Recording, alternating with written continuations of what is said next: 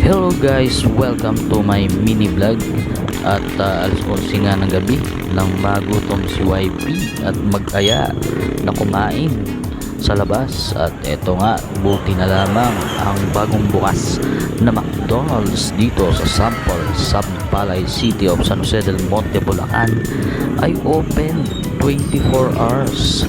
Oo, bukas pala sila 24 hours. At syempre nagpunta na nga kami upang kumain. Ano pa nga bang gagawin dito? Syempre kakain muna kami. Ayan, so may parking area sa harapan at may sasalubong sa inyo pag pumunta kayo dito.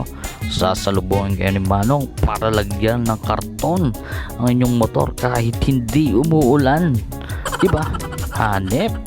At ayan na nga, pumasok na kami kasama ang aking YP at pumili na ng aming order.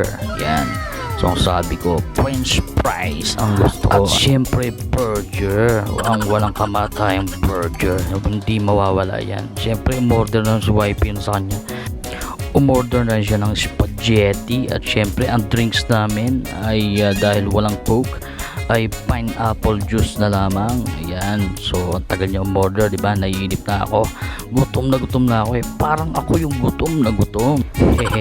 At sa wakas, ayun, pinindot na, nakapag-order na. At yun, dumating na rin ang aming order. At syempre kakainin na namin to. Ano pa nga bang gagawin dito? At ang sarap ng spaghetti. Eto rin siya, kumakain na rin ng spaghetti. First time nga pala namin kumain dito sa McDo Sample sa Pampare, San Jose del Monte, Bulacan.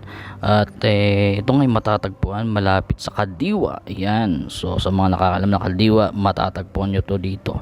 At syempre tayo'y uuwi na after ng kumain. Busog na busog.